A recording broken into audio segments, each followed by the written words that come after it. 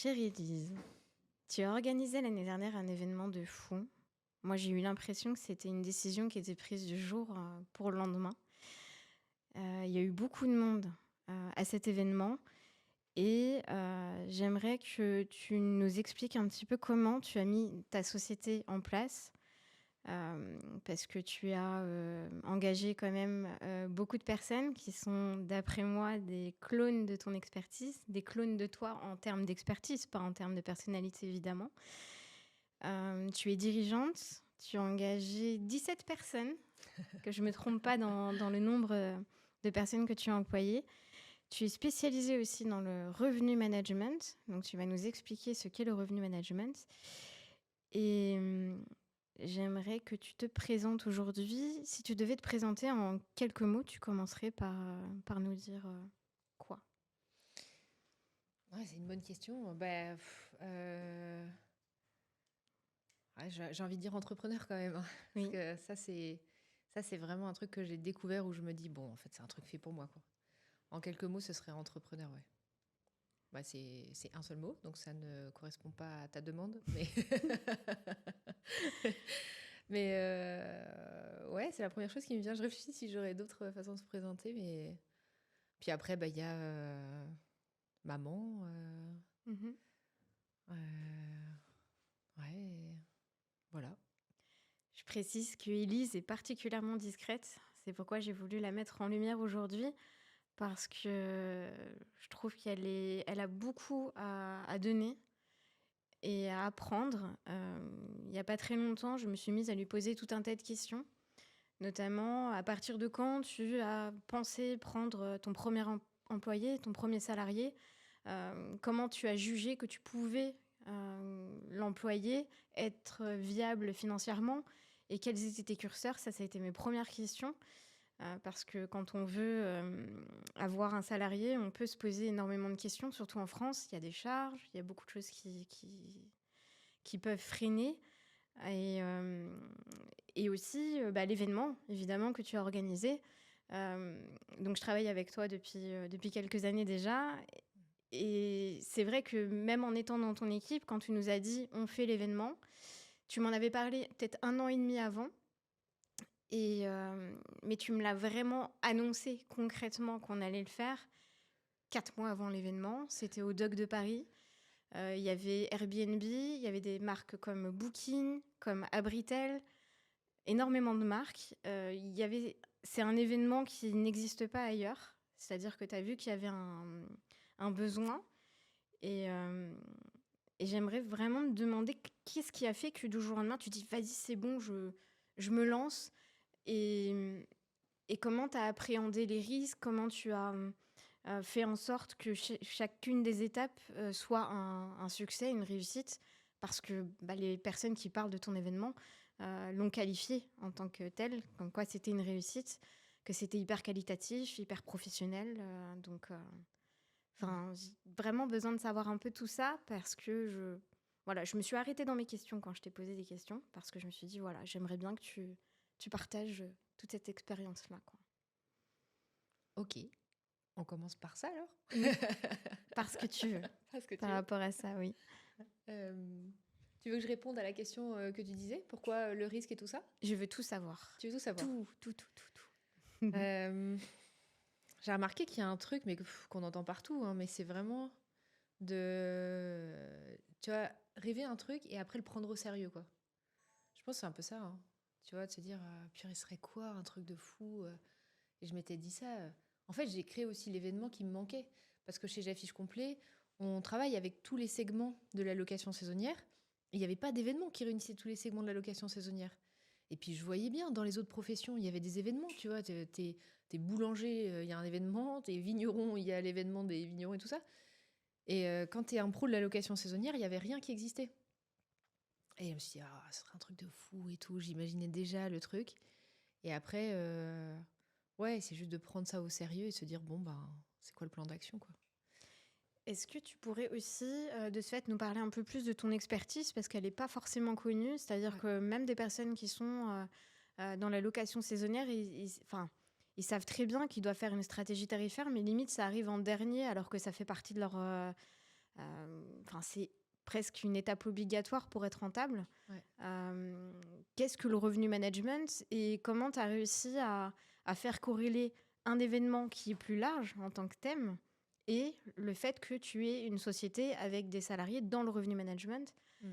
Est-ce que tu pourrais un peu plus nous parler de tout cet aspect-là? Ouais, c'est vrai que aujourd'hui, l'organisation de l'événement, ça a été un truc en plus. Mhm. À la base, l'activité de J'affiche complet, c'est d'être une agence de revenu management dans le domaine de la location saisonnière et organisme de formation. Et en fait, le revenu management, pour ceux qui ne connaîtraient pas, quand on commence à avoir des biens en courte durée, quel que soit notre statut, qu'on soit conciergerie, sous-loueur, agence IMO ou investisseur, on va, on va penser à tout. Et puis d'un coup, on crée cette annonce sur Airbnb et Booking. Et le système nous dit quel prix vous voulez mettre. Et là, on se dit, bon, alors attends, qu'est-ce que je vais faire? Et le réflexe numéro 1, c'est de se dire, bon, je prends 2-3 annonces qui ressemblent un peu à ce que je fais, je regarde les prix qu'ils mettent, je me mets selon chacun, soit dans la moyenne, soit un peu en dessous, et puis rouler jeunesse, je pars comme ça. Et ça, c'est le réflexe humain de base.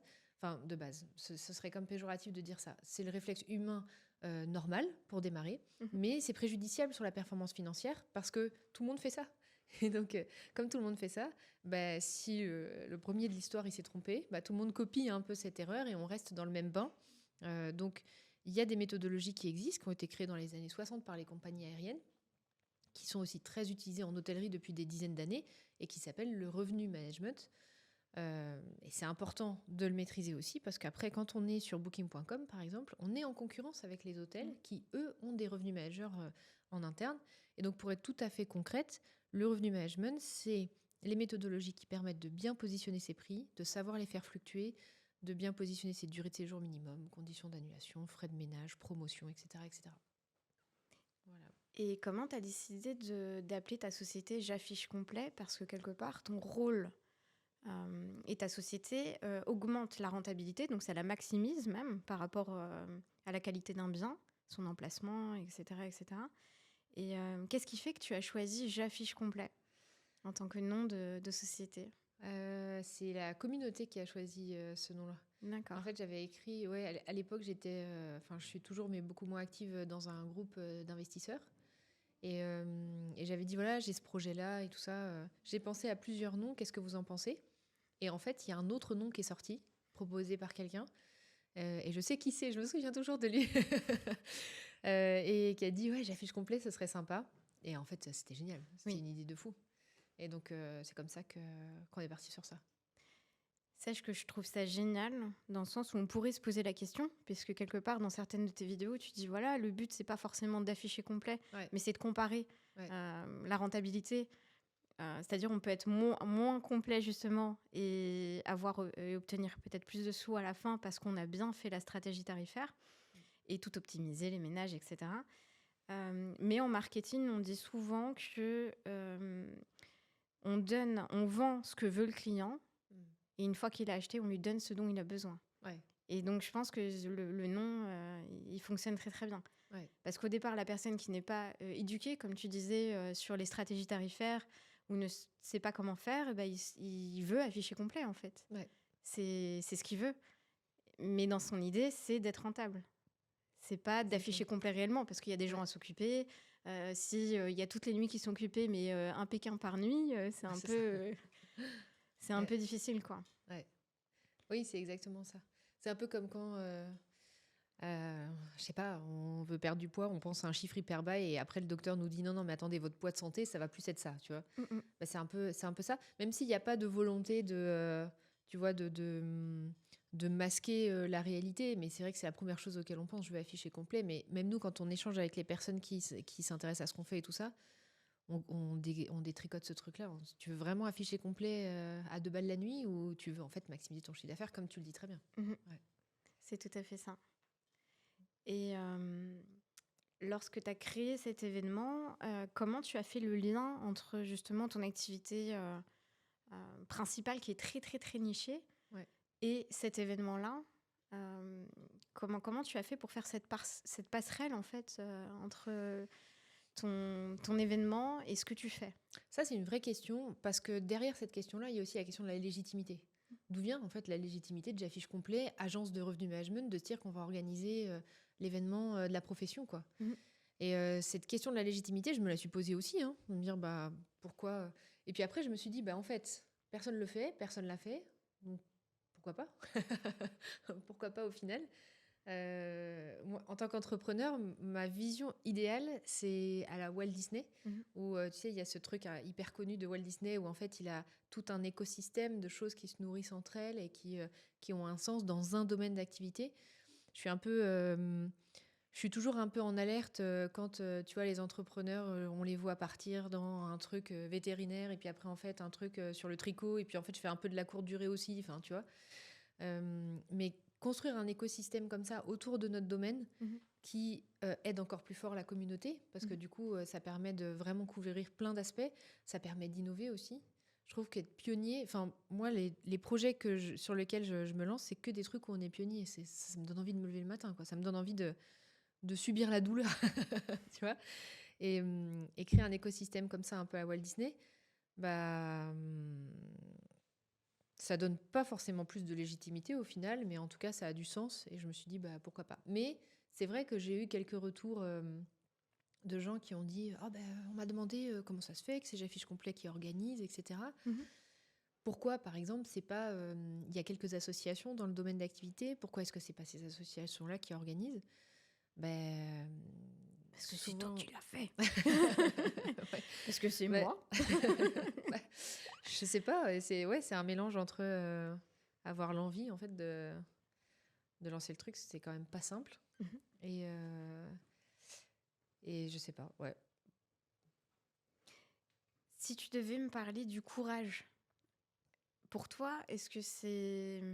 Enfin, où est-ce que tu as trouvé ce courage-là d'organiser cet événement? Parce que bah, les Docs de Paris, c'est pas rien, c'est des gros budgets, c'est des gros montants. Mhm.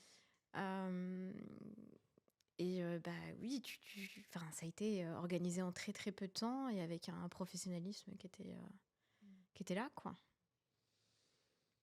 Bah, ça, c'est aussi. Je pensais pas qu'on allait faire ma thérapie aujourd'hui. Si, avec C'est moi une aussi. question que je me suis posée après l'événement, en fait. Mhm. Après l'événement, je me suis dit, par exemple, il y a des collègues qui ont posté sur LinkedIn, notamment, je pense à un collègue qui a posté, et j'ai hyper bien pris son message, c'était hyper bienveillant. Il disait, à la place d'Élise, je regarderai tout ça et je me dirais, ah, ça y est, je l'ai fait et tout ça. Ouais. Et en fait, j'avais pas du tout ce sentiment-là après.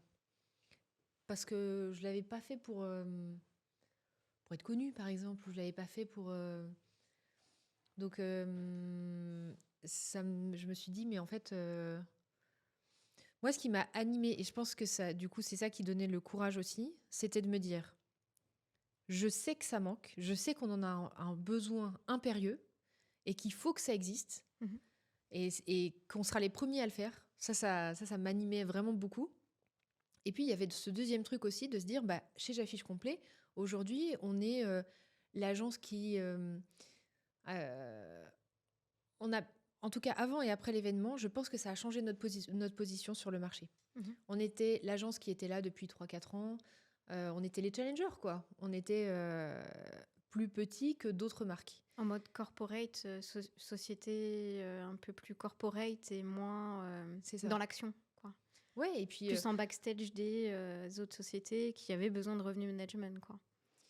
Non. il y a ça, mais il y a aussi le fait que on est comparé qu'à des boîtes qui sont internationales, en Mm. fait.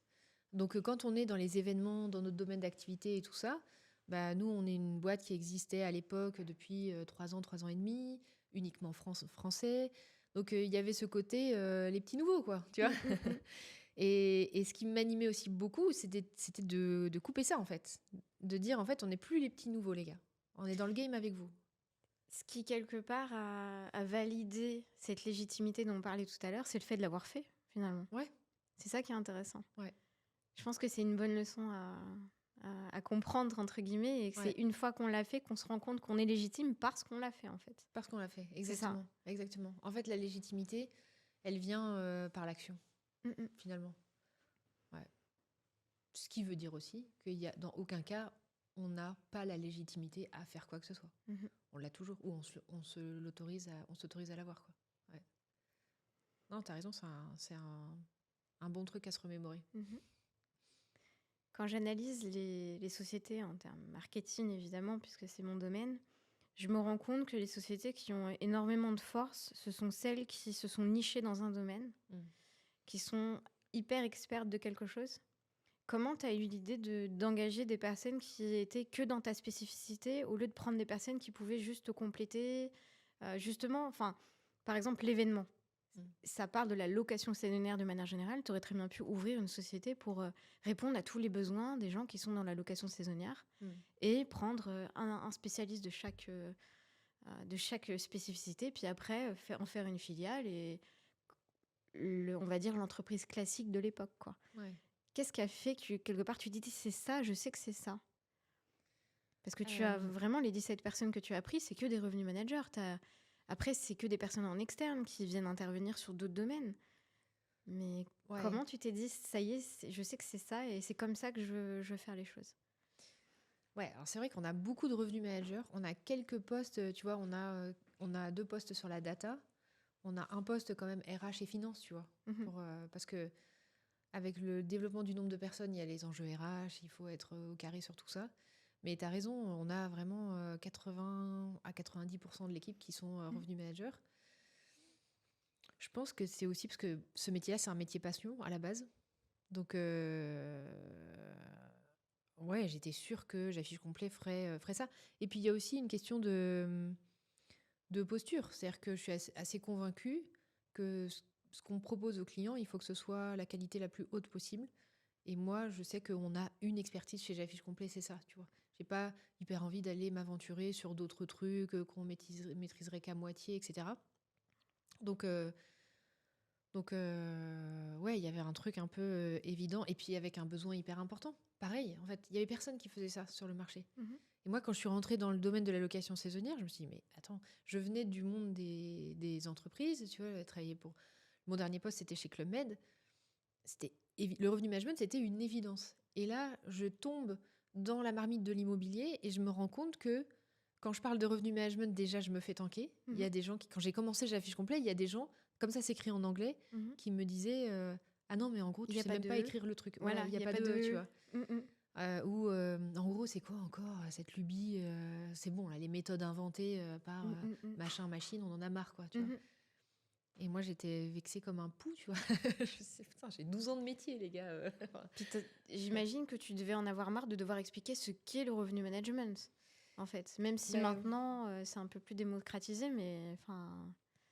en fait, j'en avais marre d'être pris pour une arnaqueuse. J'ai un peu le truc de droiture et d'honnêteté en valeur cardinale, comme beaucoup de monde, hein, tu vois. Mhm. Et en fait, vraiment, ça me blessait. Tu vois. De laisser entendre que j'étais une arnaqueuse, Mhm. ça, c'était vraiment hardcore. Et d'ailleurs, c'est de là qu'est née la chaîne YouTube. Mhm. Parce que je me suis dit, bon, bah écoute, c'est pas grave, tu te On va tout retrousses les donner. manches. Ouais. Voilà, on va tout donner dessus. On va expliquer. Ouais, je vais Mhm. vous raconter, il n'y a pas de souci. Je vais vous Mhm. expliquer, vous Comment ça raconter. fonctionne et tout ça, ouais. Voilà. Ouais. Le principe, la philosophie. Et c'est comme ça qu'est venu aussi peut-être les formations, puisque tu as aussi des Ouais, formations qui forment en revenu management. C'est pour les personnes qui ont moins de 5 biens, par voilà, c'est exemple. ça. Ouais, C'est ça. exactement. Donc, ouais. Et ça a permis de faire connaître ça.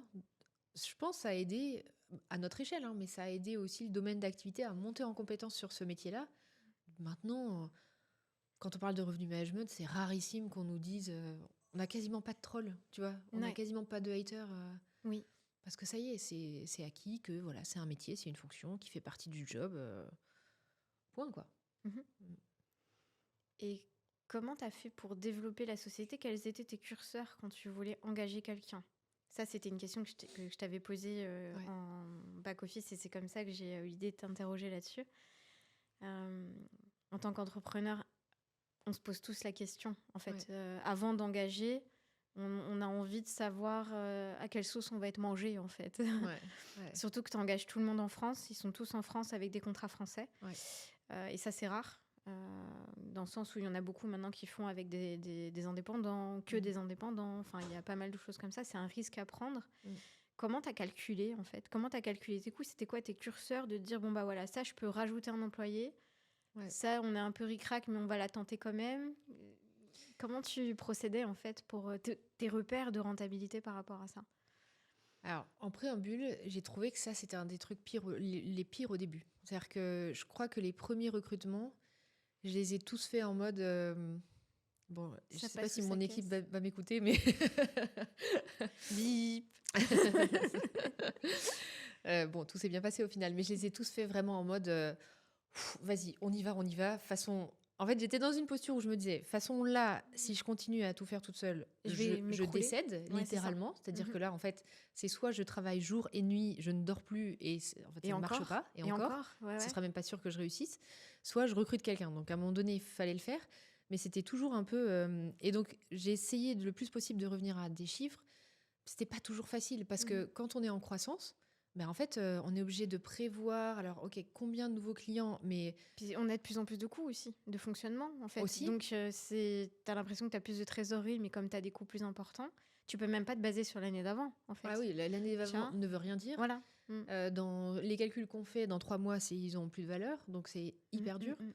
J'avais une amie entrepreneur qui m'avait dit que son comptable lui avait dit toutes les tranches de 100 000 de CA. Ça Mhm. peut être pertinent d'avoir un collaborateur. Mais tout dépend de Euh, l'activité parce qu'il y en ouais, a qui ont zéro bénéfice entre guillemets à la fin. Bon, ça c'est encore autre chose, mais il y en a qui vont même pour se développer alors qu'ils ont une croissance, dépenser plus que ce qu'ils gagnent aussi. Et ils vont peut-être pas avoir de quoi.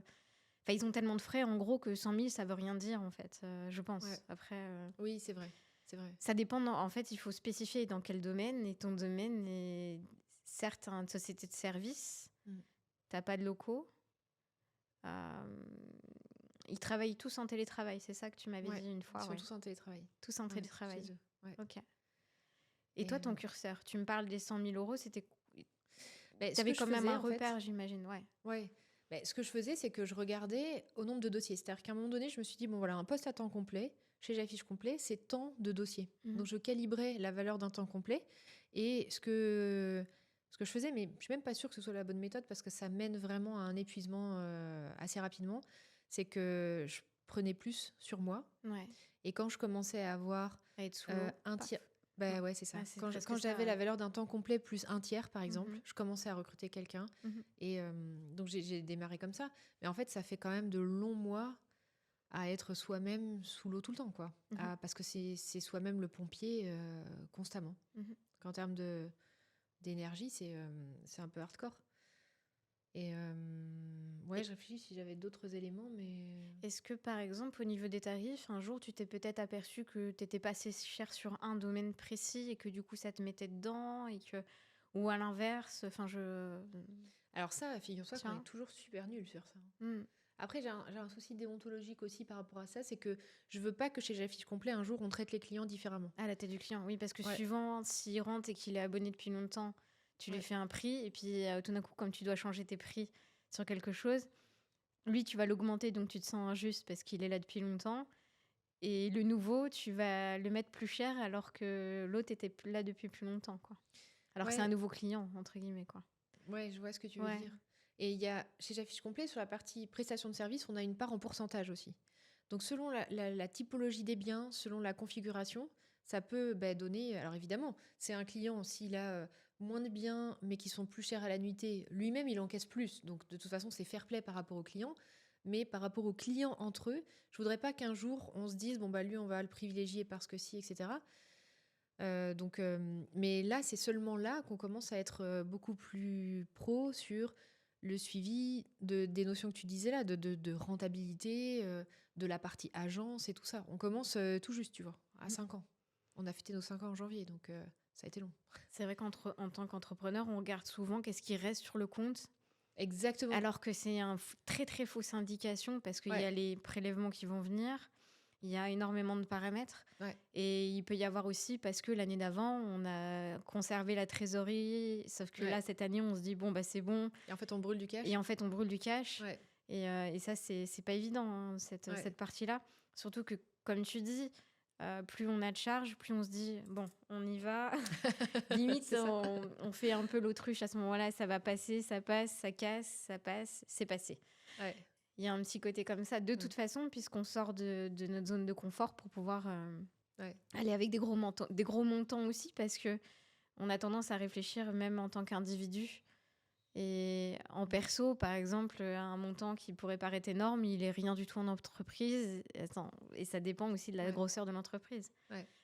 Et les montants, enfin, le ressenti sur un montant n'est pas du tout le même et en tant qu'entrepreneur ou individuel ou quand on a une société où on doit engager des gens parce que c'est pas notre argent qui est sur le compte en fait. Ouais. Et encore moins quand tu as plein d'employés quoi. Quel avenir t'imagines pour... parce que tu visualises beaucoup, visiblement. Tu visualises des événements. C'est un peu pour savoir un petit peu ce qui est prévu aussi. Est-ce que tu as des projets comme ça que tu rêverais de monter, que tu as en tête, que tu visualises Plein. Je réfléchis, est-ce que j'en parle ou pas? Il paraît qu'il ne faut pas garder les idées pour ça. C'est vrai. En vrai, c'est le premier qui fait... Tu vois ce que tu disais tout à l'heure sur le fait d'agir, c'est ça qui fait ta légitimité. Et que c'est premier qui a fait qui a raison. Oui. C'est un peu ça. Maintenant, même sur les marques, sur les dépôts de noms, bon, il y a le côté juridique évidemment, mais celui qui lance un projet en premier, juste par le fait qu'il ait agi, c'est lui qui a le plus de légitimité quand même s'il se fait attaquer parce que il a le même nom qu'un gars qui a procrastiné avec son nom depuis longtemps, quoi. Ouais. Tu vois? Oui, c'est clair. Mais tu n'es pas obligé de donner les détails. Ouais, je visualise d'autres éléments de l'écosystème Walt Disney. Ouais. Une partie notamment plutôt média, contenu, tu vois, sur cette partie-là. Je pense qu'il y a une grosse carence dans notre domaine d'activité aussi sur ça. Et après, même chez J'affiche complet, typiquement, en fait, on s'est développé très vite sur la partie prestation de service parce qu'il y avait un besoin énorme dans notre domaine. Mais la partie formation, là, je commence tout juste à remettre de l'énergie sur ça pour faire plein de trucs par rapport à la partie formation. Mais en fait, elle est quasiment petite par rapport à ce que ça pourrait être sur notre domaine. Donc ça, ce sera aussi une partie de l'écosystème à terme beaucoup plus développée que ce qu'on fait aujourd'hui. Et puis, il y a aussi aller au-delà de la France. Aujourd'hui, on est en France et un peu en francophonie. Mais Donc, tu veux te dupliquer. Ouais. C'est quelque part, quand je disais que les personnes qui bossent pour toi sont un peu des clones de toi, tu vas avoir des petits bébés partout alors. Qui vont devenir grands, évidemment. Ouais, bah, j'espère parce que les bébés, ça dort pas la nuit, donc Mais tu dors pas la nuit. Mais t'es pas un bébé non plus. Ouais. Ouais, l'idée c'est qu'on soit partout, ouais. Parce que clairement, j'ai changé il y a 1 an et demi avec, ça a peut-être changé depuis, mais avec un partenaire data aux États-Unis à qui j'expliquais en fait notre modèle. Et qui disait, mais alors attendez, c'est-à-dire, comment ça? Enfin, il était hyper étonné. Et eux, ils travaillent avec beaucoup de gens qui font notre métier, mais ils le font pas du tout en mode agence comme nous. Ils sont tous internalisés. En interne, oui. Voilà. Oui. Et donc ils me disaient, ouais, c'est intéressant, d'accord, mais on n'a personne qui fait ça comme ça ici. On a un potentiel d'aller partout. Je pense que c'est le côté, on veut son revenu manager en interne quand on commence à faire du chiffre. Ouais. Et on veut pas le partager. C'est vrai qu'il y a un peu un côté comme ça, mais c'est trop à l'ancienne. Ça, je suis d'accord avec toi. Ouais. Et en effet, tu as tous les domaines. En fait, le revenu management, là, tu l'as appliqué à l'immobilier. Mais la SNCF, c'est ce qu'ils font. Ouais. J'ai le droit de dire SNCF vu qu'ils n'ont pas de concurrents. Sinon, j'aurais été obligée de te dire toute la liste. Mais dans ta gestion, si toi, tu devais nous dire quelles erreurs tu as pu commettre, si on peut appeler ça des erreurs, parce qu'on apprend comme ça, et comme tu disais, le fait de passer à l'action, ça te permet de passer au step d'après, de valider, de jalonner et tout ça. Mais si tu devais vraiment me dire, voilà, à tel, je me serais bien passée de cette expérience-là, mine de rien, et si je croise quelqu'un qui a envie de faire des choses dans l'entrepreneuriat et qu'il a besoin de conseils, qu'est-ce que tu donnerais comme conseil pour qu'il aille plus vite, en fait, quelque part. Si jamais il arrive à le comprendre sans expérimenter comme tu l'as pu le faire sur cette expérience-là, ce serait laquelle? Alors, des erreurs, des tonnes. Après, c'est toujours formateur de se planter quand on est entrepreneur. Mais il y a déjà le fait de faire un meilleur suivi financier très vite. Prendre les services d'un indépendant pour ça, quoi. Ça, c'est vraiment... Je me remets en question, pareil, sur le fait de tarder. Là, actuellement, c'est toujours moi qui m'occupe de la partie commerciale de l'entreprise. D'accord. Pour cet été, l'idée, c'est de recruter un responsable commercial Mhm. qui s'occupe vraiment de ce département-là. Je me dis que si je l'avais fait plus tôt, on aurait probablement plus accéléré notre croissance. Mhm. Parce que là, typiquement, l'année dernière et cette année, le fait que ce soit aussi moi qui m'occupe de la partie commerciale sur l'événement qu'on organise, en fait, à un moment donné, je peux pas être partout, quoi. Mais l'année dernière, tu avais essayé, je crois, avec des. Ouais, Il y avait un côté un peu échec total. commercial. Ouais, j'avais essayé au début. En fait, ce que j'avais fait, c'est que pour l'événement, je m'étais dit, bon, mais aussi à cette époque-là, j'étais encore manager de l'équipe métier. D'accord. Donc j'étais vraiment, Donc, vraiment partout. manager, des revenus managers. Voilà, c'est ça. Ok. J'étais manager des revenus managers. D'accord. Donc à ce moment-là, je me suis dit, bon, je vais pas pouvoir faire la partie commerciale du rendez-vous de la location saisonnière. Je vais recruter des commerciaux. Grosse erreur, parce que en fait, c'était une première. Mhm. Donc tout le monde s'est dit un peu ce qu'on se disait tout à l'heure, le côté, c'était j'affiche complet, la société qui n'existe pas depuis 1000 ans, etc. Mhm. Donc au début, les gens, je pense, se sont dit, tout le monde a eu la bienveillance de pas me le dire, hein, mais genre, c'est eux qui organisent ça, mais Ah oui. est-ce qu'ils se rendent compte du truc? Et j'ai eu beaucoup de retours aussi comme ça de mon réseau. Ah ouais. Oui. Des gens qui disaient ah bon, mais Ils est-ce cherchaient est-ce ton qu'ils vont nom. vraiment avoir du monde? Enfin, Ils cherchaient ton nom, ils cherchaient ta société. ouais. Et puis, il y a même des personnes qui m'ont dit, je te dirai pas les noms, il y a des personnes qui m'ont dit... Je sens que je vais vouloir savoir. Ouais, mais Non, c'était... mais c'est pas grave. Vu l'issue, Ouais. je trouve ça génial, en Ouais, fait. ouais. C'est-à-dire, la personne, elle m'a dit...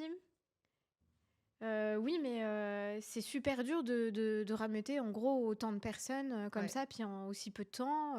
Ouais. Et puis, est-ce qu'elle est connue? Et puis, Ouais. c'était pas vraiment de la critique, c'était juste quelqu'un qui était passé par Du là, doute. Ouais. qui avait déjà une grosse notoriété Mm. et qui se disait que même avec sa notoriété, il avait galéré à Ouais. remplir. Ouais. Et donc, c'était pas du tout de la critique, voilà. C'était Ouais. plus de se dire, est-ce que elle va y arriver, en fait? Ah oui, mais je C'est pense qu'il y a plein compliqué. de gens qui se sont dit ça. Ouais. Et qui ont été super étonnés quand ils sont arrivés. Ils ont Ouais. vu tout le monde, ils ont vu la Ouais. foule, ils ont vu les gens qui attendaient. Ouais. Et c'est à ce moment-là, oui, ils sont venus vers toi en disant, waouh, tu l'as fait. Ouais. Ouais, après la guerre. Ouais, c'est ça, après coup. T'es là, Ouais, pouf. c'est bien, tu l'as fait. C'est ça. Mais ouais, et du coup, dans ce contexte-là, recruter des commerciaux, c'était des commerciaux indépendants. Mhm. En fait, c'était la pire idée du monde, en fait. Et du coup, on n'a pas eu de signature de marque, genre quelques-unes, mais vraiment pas beaucoup. Mhm. Jusqu'à ce qu'à un moment donné, je me dise, bon, là, en fait, Élise, c'est dernier carat. T'avais pris le taureau par le Exactement. taureau, le taureau. Ouais. J'ai envie de dire, le taureau Les deux, par les les cornes. deux. Les deux. Et ouais, Et je me tu suis t'es dit, bon, dit, ok, là, on va s'arrêter avec les commerciaux et c'est toi qui y vas. Tu vas au charbon. Et c'était pas que je voulais pas aller au charbon, c'est juste qu'en fait, je pouvais T'avais pas, pas le temps. techniquement. Ouais. Et en plus, à ce moment-là, j'avais pu mettre en place les responsables qui géraient l'équipe métier. Mhm. Donc moi, j'ai été libérée de cette partie-là et je me suis dit, go. Et si dans un mois, t'as pas converti, Mhm. on abandonne tout. Ok. Et tant pis, tu payes la compte que tu dois au doc de Paris et on se quitte bons amis et on s'arrête là, quoi. Ok. Et en un mois, j'ai signé, je sais plus, peut-être 25 ou 30 marques. Mhm. Donc et au final, on a eu 47 exposants le jour J. Mais j'avais pas mesuré à quel point, en fait, les gens qui étaient avec nous pour cette première édition, c'est des gens qui plaçaient leur confiance sur ma tête. Ah oui. Tu vois? Des Ah gens ouais. qui disaient, bon, ok, bon, Élise, je sais qu'elle est plutôt sérieuse comme fille. Mhm. Et ils avaient besoin, je sentais qu'il y avait besoin de dire, vas-y, raconte-moi, c'est quoi ton projet? Mhm. Comment tu le pilotes? Qu'est-ce que tu penses faire? Mhm. Et quasiment un mental d'investisseur, tu vois. Mhm. Vraiment. Et à partir du moment où ils sentaient que c'était ficelé, etc., ils étaient prêts à y aller, quoi. Mhm. Donc, il y a juste quelque chose d'un peu antinomique, mais tu vas me dire si c'est je pense que c'est une partie que j'ai pas forcément bien compris. Quand je te dis quelle leçon tu as pu tirer d'une erreur, entre guillemets, tu me dis prendre en gros des commerciaux. Mm. Et en même temps, tu me dis que c'était la pire erreur. Ouais. Parce qu'en effet, quand tu as fait le rendez-vous et que c'était toi, en tant que personne qui connaît ton sujet, qui te lie humainement à quelqu'un, parce que les marques, il y a quelqu'un qui les dirige, il y a quelqu'un qui est au pôle, la relation humaine, on ne peut pas s'en passer en tant qu'entrepreneur et ça fait Ouais. partie de la réussite d'un projet. Et tu me dis en même temps que c'était il faut des commerciaux. Ouais. Et donc, il faut Antinomique. des commerciaux ou pas? Oui, Mais ok. pas. C'est, ok, mon cerveau, il a bugué. Je me suis dit, bon, Non, peut-être non, que je suis blonde. non, non, pas du tout. Mais en fait, j'ai remarqué qu'il y a deux façons différentes de voir les choses. Et tu as raison, c'était pas du tout clair dans ce que j'ai dit. C'est que, en gros, il y a poursuivre l'existant. Et sur ça, c'est différent de faire du R&D, tu vois, de l'innovation, du changement. Et c'est ce que tu dis là, c'est corrélé aussi à des questions que je me pose souvent et que je pense qu'en tant qu'entrepreneur, on doit se poser souvent dans le parcours, c'est, OK, aujourd'hui, elle est où ma valeur ajoutée dans ma boîte? Bah oui. Moi, je sers à quoi, en fait? Ouais, ouais, ouais. Et cette question-là, moi, j'ai répondu en me disant, bah, en fait, moi, je crois que je sers à aller ouvrir des nouveaux marchés, faire des nouveaux projets. Tu vois, je me vois un peu comme tu sais, le défricheur, là, le gars qui défriche dans la forêt devant. Et derrière, tout le monde est là pour gérer, j'en sais rien, etc. Mais, enfin, derrière, devant, à côté, j'en sais rien. Mais moi, je me vois défricher, ça c'est sûr, des nouveaux terrains. Mhm. Et du coup, ce que j'en conclus, c'est pour tout ce qu'on a construit en équipe chez J'affiche complet, il faut qu'on soit structuré, il faut qu'il y ait du monde, il faut qu'il y ait des gens qui sont bien meilleurs que moi aussi. Parce que moi, je suis nulle en commercial. Mhm. Je suis nulle. Moi, je prends les appels tous les jours avec les personnes qui s'intéressent à notre service et tout ça. Je pense que j'ai les qualités de l'entrepreneur, c'est-à-dire que je suis hyper à l'aise pour parler de ce qu'on fait, de la boîte, etc. Évidemment que je suis animée, tu vois, quand j'en parle. Mais en fait, la vérité, on va pas se mentir, c'est que c'est pas mon métier, tu vois. Être commercial, Mais c'est pas mon justement, métier. c'est ça qui fait que ça fonctionne aussi. Et Ouais, mais avec les marques, c'est ce qui a fonctionné aussi. voilà, mais c'est C'est ça ça qui que est... je veux utiliser ça pour tous les nouveaux projets. Parce que quand c'est nouveau, quand c'est le début, les gens, ils ont besoin d'être rassurés par la vision, en Mhm. fait. Mais après, quand on a déjà la preuve du concept, tu vois, J'affiche complet, on a une ribambelle de témoignages de nos clients sur notre chaîne YouTube qui expliquent ce que ça leur apporte au quotidien, etc. Mhm. On a fait la preuve du concept. Mhm. Sur le rendez-vous de la location saisonnière, bah, c'est pareil. L'année dernière, on a fait la preuve du concept et là, on va encore l'améliorer et ce sera encore mieux l'année prochaine, etc. Tu vois. À partir du moment où la preuve du concept est faite, c'est l'équipe et l'équipe d'experts qui gérera beaucoup mieux que moi. Parce qu'en fait, ils ont le métier et moi, je ne suis pas commerciale, etc. Mhm. Mais pour toutes les choses nouvelles, les gens, ils ont besoin d'être rassurés, je pense, par la vision et ce qu'on veut faire. En fait, tu veux dire que l'idée, ce serait que au départ, c'est toi qui le fasses. Enfin, tu vas au charbon, entre guillemets. Tu écris le process avec l'ADN. Ouais. Et une fois que l'action a été mise en place, ton équipe refait quelque part avec leur personnalité, mais refait l'ADN du truc, quoi. C'est ça. Ok. Et en plus, avec un processus d'itération, on a pas mal de process chez J'affiche complet en mode amélioration continue, tu vois. Mm. Par exemple, donc on réalise notre service, mais après, l'équipe marketing, elle appelle fréquemment les clients. Et donc, on a tout un processus avec des questions. On l'appelle sur différents temps forts de la collaboration pour avoir un retour sur ce qu'ils pensent, nos clients.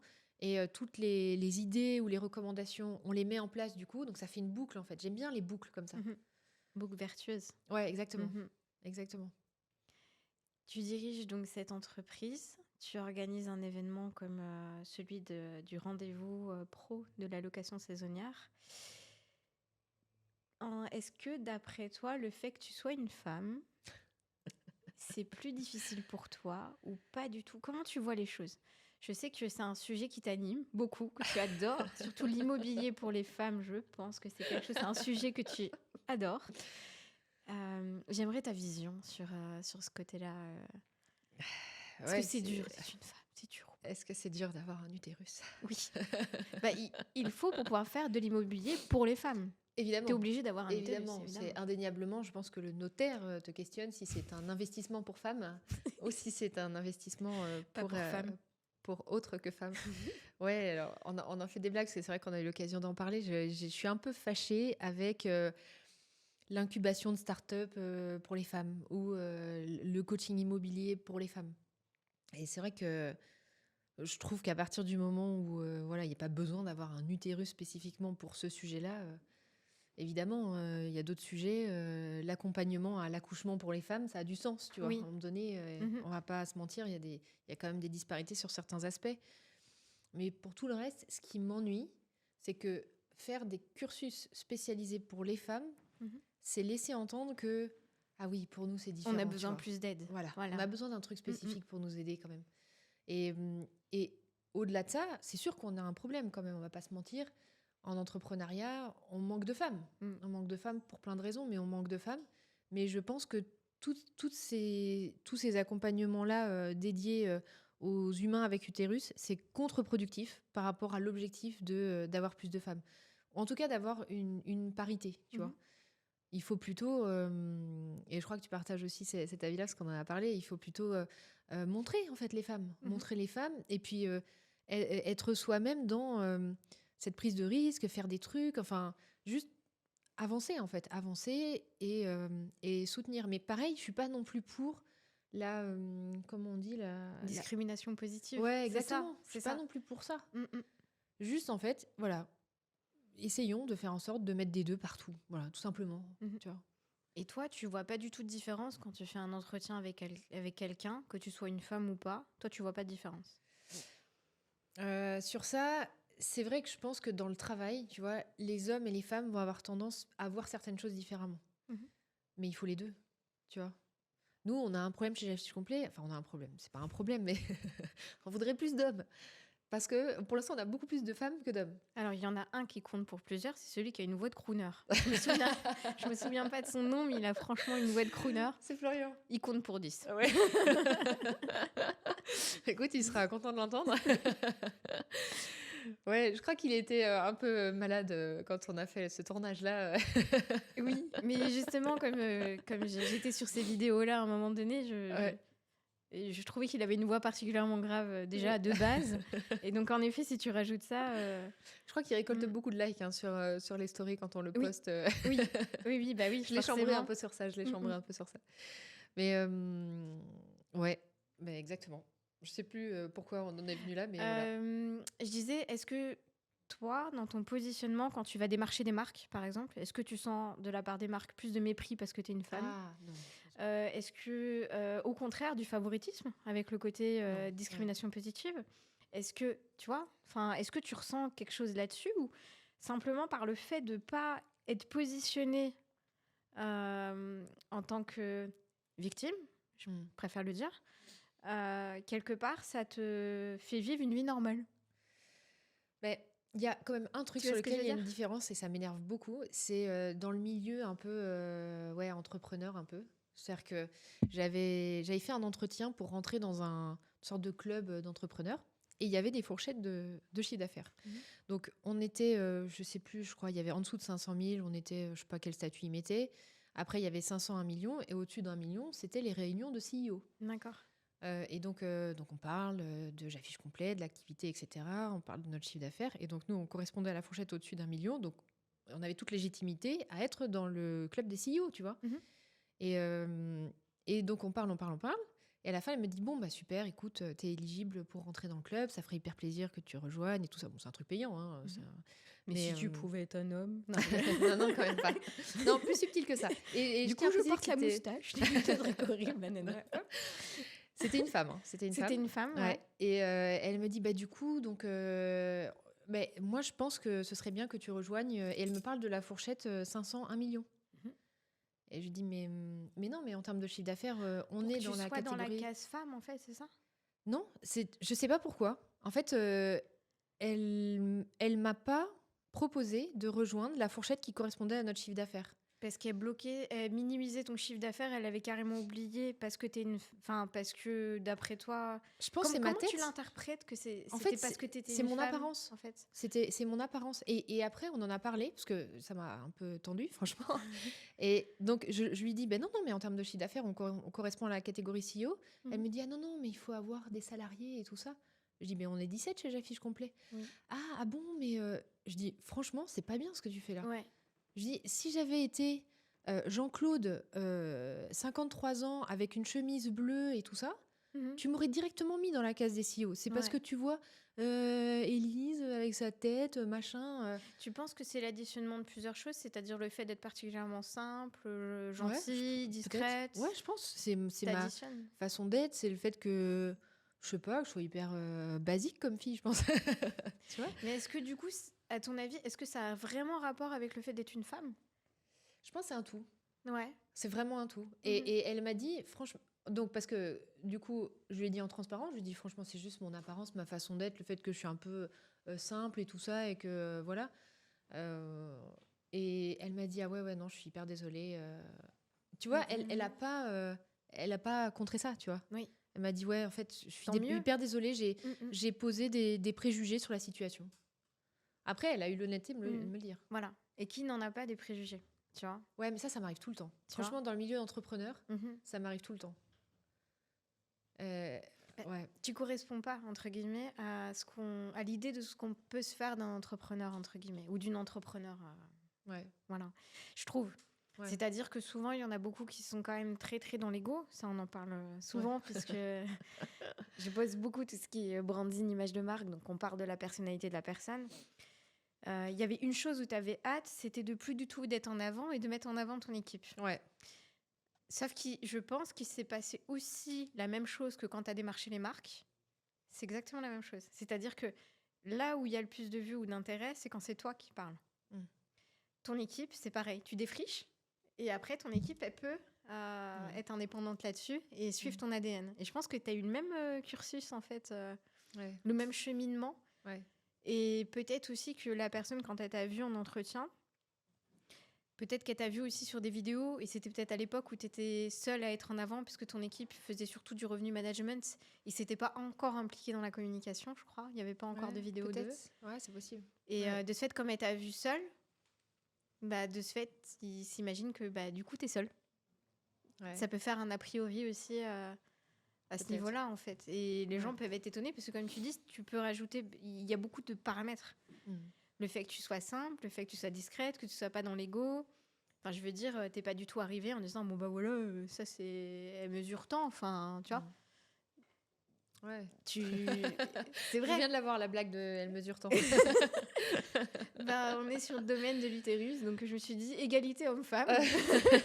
C'est ça. J'aime l'égalité. On est plus sur l'égalité. En tout cas, je partage vraiment ton point de vue sur la femme. Après, je me suis posé peut-être plus de questions que toi, dans le sens où j'ai eu l'a priori inverse me concernant, par le fait d'être blonde, de parfois porter des talons. Enfin, il y a eu d'autres a priori. Et je me suis posé beaucoup de questions, à savoir s'il y avait de la discrimination ou du favoritisme par le fait d'être une femme ou pas. Ça, c'est sûr. C'est une évidence. Après, c'est plus en observant la vie des uns et des autres, que ce soit des garçons, des hommes, des femmes. Je vois que chacun a beaucoup de problèmes, en fait, à résoudre dans leur vie. Et des choses très, très dures à vivre. On a tous des choses dures à vivre. Et que si on devait comparer les obstacles entre les uns et les autres, en tant qu'entrepreneurs, on est tous à égalité. Ouais. Et donc, moi, j'estime qu'en tant que femme, on n'a pas plus la légitimité, le monopole des difficultés, en fait. Ouais, c'est plus ça. Ouais, complètement. Après, je suis comme toi, je peux m'énerver si jamais il y a un a priori sur le fait d'être blonde, d'avoir l'air d'avoir 12 ans. Parce que quand je dis que j'en ai 38, la personne, elle s'arrête, que ce soit le taxi, tellement l'habitude de ça. Mais voilà, a priori, de toute façon, ça, on peut rien y faire. Nous aussi, on en a des a priori. Donc, oui, c'est vrai.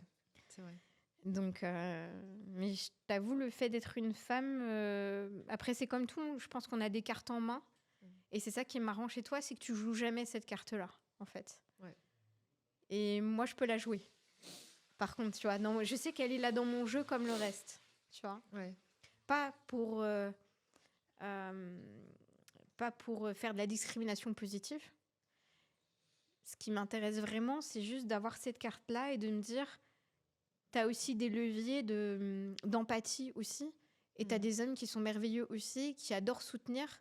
Ouais. Pas que parce que t'es une femme, mais parce qu'il prend le contexte général de ta personnalité. Et par le fait d'être une femme, on peut aussi... Il y a quand même une pression sociale où on te demande d'être comme ci, comme ça. Et si tu culpabilises facilement et beaucoup, tu peux culpabiliser, par exemple, de faire garder ton enfant pour pouvoir aller travailler. Et ça, bon, c'est une réalité. C'est un des obstacles dont on parlait. Y a des hommes qui ont d'autres obstacles qui sont différents, comme la pression sociale, d'autres pressions sociales, de devoir ramener l'argent forcément, ou ce genre de choses. C'est clair. Donc, en comparaison, les deux, ça peut être des fardeaux, mais à nous de voir comment on veut en faire. Enfin, qu'est-ce qu'on veut en faire, quoi. Ouais, complètement. Mais c'est marrant, tu joues jamais cette carte-là. De la femme? Ouais. Non. Pourquoi? J'ai un vrai problème avec ça. Ouais, en fait, je pense que j'ai longtemps, si je devais faire ma psychothérapie, je pense que j'ai longtemps souffert de ça dans le salariat. Je me trouvais scolaire, sérieuse, pas bonne oratrice. Et je pense que c'était vrai, hein, parce que j'avais... je sais même pas si je suis aujourd'hui une bonne oratrice. T'as bien changé. Tu sais que c'était ce que j'allais. T'as vraiment bien changé alors. Ouais. Parce que quand t'es arrivée sur scène, tu me diras si on laisse cette partie-là, mais quand t'es arrivée sur scène, alors là, tu trouves rien d'exceptionnel au fait d'être très enceinte quand t'es sur scène. Enceinte de 7 mois. Voilà. Mais ça fait partie aussi de l'admiration et l'admiration des personnes qui ont pu t'entourer aussi. Parce que quand t'es enceinte, t'es quand même un peu fatiguée. Hein. On est deux, tu vois. T'es à deux, t'as beaucoup plus d'émotions, c'est normal. Ouais. Et tu gères déjà quelque chose qui, certains seraient en PLS à se dire « Oh mon Dieu, il y a ça qui marche pas. » Enfin, il y a toujours des bugs techniques, des ci ou ça. Et toi, tu gères ça très enceinte. Et ça aussi, tu n'as pas du tout joué cette carte-là, quoi. Alors que ça pouvait être juste, pas forcément de la... Comment dire? Tu fais l'inverse de jouer la carte. C'est ça que je veux dire. Ouais, je fais comme si ça n'existait pas, peut-être. Oui. Ouais, c'est vrai que je me suis sentie... Tu vois? J'ai eu du mal à réaliser ma grossesse jusqu'à ce que l'événement soit fini. Oui. Ça vraiment d'un tu coup, j'ai eu t'autorisais pas au début. Ouais. Non, C'était, il faut surtout pas que j'y pense tenir, parce que quoi. sinon, je vais perdre en énergie ou en... Ouais. Tu vas mettre toute ton énergie sur le bébé 100% sinon, quoi. Je vais flancher, Ouais. ouais. Mais ouais, non, quand j'étais salariée, j'étais pas du tout... j'ai dit à ma boss, quand j'étais chez Club Med, tu vas voir, le N+2, quand je prends la parole, il ne m'écoute pas. Elle me disait, mais arrête, tu dramatises, etc. Je lui dis, regarde, prochaine réunion. Et en effet, il se détournait ou il regardait, il faisait autre chose, etc. Alors que quand les collègues parlaient... Donc je pense que j'étais vraiment... Et je trouvais toujours que mes collègues masculins, à niveau de responsabilité équivalent, ils étaient vachement plus dans le game, quoi. Moi, j'étais hyper scolaire. Alors, j'ai eu la chance qu'on me fasse confiance et d'évoluer professionnellement. Je suis passée d'un poste d'analyste junior et quand j'ai arrêté, quand je suis devenue entrepreneur, j'étais en charge d'un portefeuille de 800 millions d'euros. Tu vois, j'avais 15 personnes dans mon équipe. Mais donc, ça s'est quand même bien passé. Mais je sais pas. Je pense, au fond, si vraiment on veut faire ma psychothérapie jusqu'au bout, je pense que professionnellement, j'aurais peut-être préféré être un homme. D'accord. On en vient au vrai sujet. Non, après, je suis très contente d'être une femme dans ma vie personnelle. Oui. Et pour des milliards de raisons. Je voudrais pas changer de genre. Mais je veux être trans, annonce au mari. Des trucs sympathiques. Non. Maman, je suis ton père. Ouais, ok. Et ta mère. Les deux, ouais. Les deux. Mais non. Autant j'ai beaucoup de respect pour les personnes qui souhaitent changer de genre, mais autant non, je suis pas du tout concernée. Mais ouais, je trouvais que les hommes, ils avaient ce truc. Un acquis, c'est ça que tu veux dire? Un acquis où il n'y avait pas besoin de se battre pour être considéré. Ils avaient moins. Sur ça, je me suis transformée en entrepreneuriat, c'est-à-dire que j'ai chopé un franc-parler, et je trouve qu'en salariat, j'étais pas capable de faire ça. J'avais trop envie de bien faire. Ouais, la bonne élève dont tu parlais. Exactement, truc de fou. Je charbonnais comme une folle, ça n'a pas changé, c'est même pire, mais ouais, je voulais vraiment faire le mieux possible. Et puis en fait, l'entrepreneuriat, ça m'a dégonflé le soufflet totalement en me disant, bon, en fait, maintenant, je peux être... c'est pas que j'étais pas moi-même, tu peux être toi-même, mais ouais, il y a un truc d'authenticité, de simplicité auquel je tiens immensément, tu vois. Et c'est pour ça aussi que je veux pas du tout partir d'un truc d'égo, de machin. Déjà, je pense que ça sert à rien. Mais de te dénaturer, quoi, tout simplement. Ouais, ça, c'est pas quelque chose qui t'intéresse. C'est pas très intéressant en soi. Ouais. Ça doit être très fatigant. Ça doit être très fatigant à tenir, c'est clair. Oui. C'est clair. Parce que comme tu dis, en tant que salarié, tu vas au bureau, tu joues ton rôle de salarié parce que tu es au service de quelqu'un. Et c'est vrai qu'en tant qu'entrepreneur, c'est pas tout à fait la même chose. Parce que tu as des clients différents et ils viennent te voir parce que tu es toi, en fait. Ouais. Parce que tu es toi-même et tu as ton franc-parler, tu as ta façon d'être et ça doit refléter tes valeurs. Ouais. Donc, à partir du moment où ça reflète tes valeurs, tu vas attirer des clients qui te ressemblent. Donc, si tu joues un rôle, bah, tu vas avoir des coquilles vides qui jouent Ouais. une scène, quoi. C'est des gens qui... On a, entre guillemets, les clients qu'on mérite, quoi. Ouais. Entre guillemets, quoi. Ouais. Ouais, on n'est plus aligné, ça marche pas. Mm, mm. Ça marche pas. Et c'est venu petit à petit, ce côté franc-jeu. Enfin, tu vois ce que je veux dire, le côté très franc du collier. Ou est-ce que c'est venu petit à petit? Est-ce qu'il y a un moment marquant où tu t'es dit, tiens, est-ce que c'est venu d'un coup avec un déclic, tu vois, un ras-le-bol? Ou est-ce que c'est venu petit à petit? Au début, c'est pas confortable parce que tu sors de ta zone de confort et puis finalement, on s'y sent bien petit à petit, ou c'est venu d'un coup? Non, ben, je suis comme ça dans la vie personnelle. Mm. Même si je suis pas hyper extravertie et tout ça, mais tu vois, je suis pas mal. Tu peux Comme pas ça, garder dans- un truc pour toi, ça c'est sûr. Ah si, si, ah si, si. Non, mais quand je Mais- dis pour toi, c'est un truc que tu as besoin de dire à quelqu'un parce que bah, dans l'authenticité du truc, bah, c'est important. Tu peux pas le garder pour toi. Ouais, je Enfin, te préfère la connaissant. franchise. En fait, je Oui. préfère déjà qu'on me traite avec Mm. franchise. Mm. Pour moi, c'est du respect. Oui. J'ai beaucoup de mal avec la lâcheté, tu vois, ce genre Mm. de choses. C'est vraiment un truc que je juge la lâcheté très Mm, durement, mm, tu mm. vois, à tort ou à raison. Mais donc ouais, ouais. Et puis il y avait un truc aussi un peu, tu sais, quand on fait un truc interdit, comment ça s'appelle? Controversif, non, c'est pas Tabou? ça. Non, subversif. Ouais, peut-être. Ouais. Tu vois, quand on est salarié, tu peux pas dire des vulgarités, par exemple. Ah oui. Et alors ça, c'est mon kiff Oui. de, de dire des vulgarités. C'est Donc tu as le syndrome Gilles de la Tourette. Je suis ravie. Le générique, ça va être merde, putain. Quoi. non, non.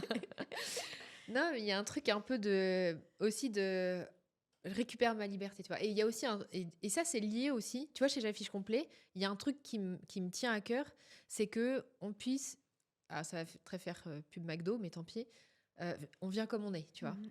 Et quel que soit qui je suis, ce que je fais ou quoi que ce soit, la liste des sujets qui peuvent être discriminants dans le monde du travail, elle est énorme. Hein. Oui.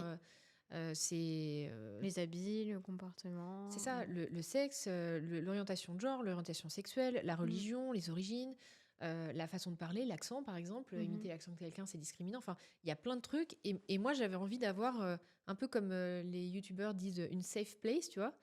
Et c'était vraiment ça, c'est ce côté un peu, voilà, en fait je suis qui je suis et c'est très ok. Mhm.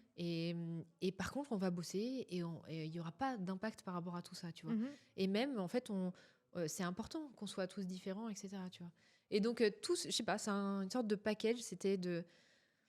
Et la vulgarité, je la mets dedans. Bon, je vois pas trop le lien en fait au final avec le recul, tu vois, maintenant que j'ai expliqué ça, mais si, bah il y avait un côté un peu, Ça va avec. ouais, on est comme on est, tu vois. Mhm. Et le sujet, ça va être autre chose. Le sujet, ça va être délivrer un super service pour nos clients, faire en sorte que chacun se développe professionnellement, faire grandir chacun.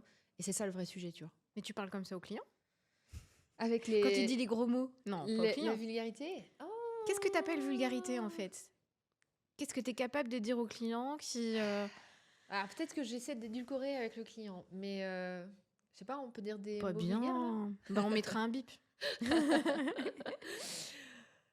Oh, ça arrive que je dise qu'il y a un truc qui casse un peu l'essai, tu vois. Ouais. Ça, Ouais, ouais, ouais, ouais. ça arrive.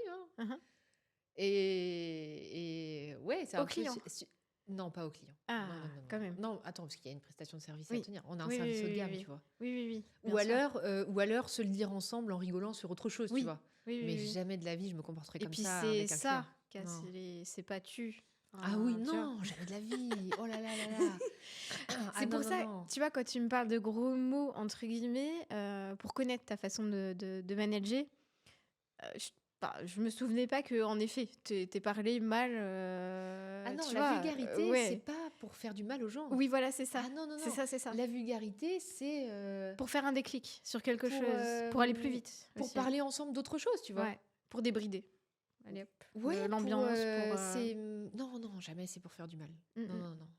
Au pire pour rigoler, tu vois, mais... Ou parce que on parle ensemble d'un truc et ça nous saoule et voilà, putain, machin, ça casse les... Puis c'est le côté disruptif que t'aimes bien, quoi. Ouais, il y a un côté un peu... Je parlais avec Benjamin, qui est commercial pour Avencio, qui est une marque dans notre domaine, et il me disait, nous, on est des pirates. Et en fait, j'aime bien cette image, quoi. Le côté un peu... Pareil, j'ai longtemps suivi Olivier Roland qui Mhm. parle de rebelle intelligent. Oui. J'aime bien toutes ces images-là un peu. Mhm. D'être un peu disruptif, un peu... On revient au truc de pionnier, tu vois. Mhm.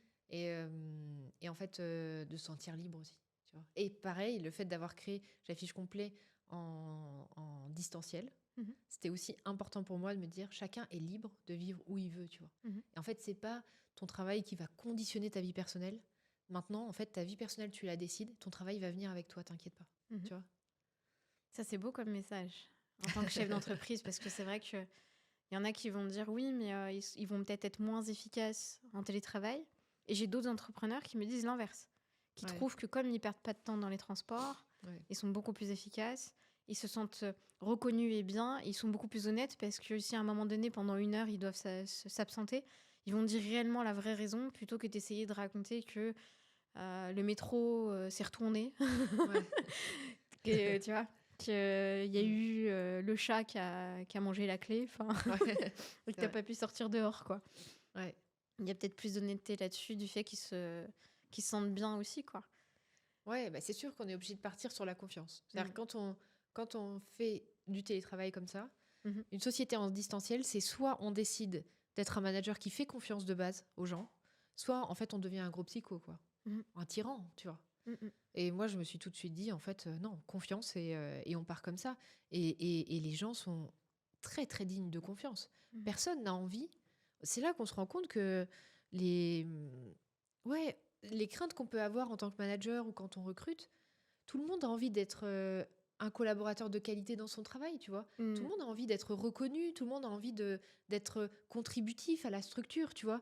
C'est rarissime les gens qui vraiment veulent être payés à rien faire, parce qu'en fait, on n'est pas nourri par l'argent. Oui, Mm. évidemment, on a tous besoin d'argent, on bosse Oui, mais pour ça. c'est une Mais conséquence. Oui, oui, exactement, ouais. on est nourri par le fait d'être reconnu, d'avoir l'impression de servir à quelque chose, Mhm. d'exister, tu vois, socialement. On a tous viscéralement besoin de ça. Mhm. Donc, au final, ouais, souvent, on me pose la question, mais t'es sûr que les gens y bossent dans ton équipe?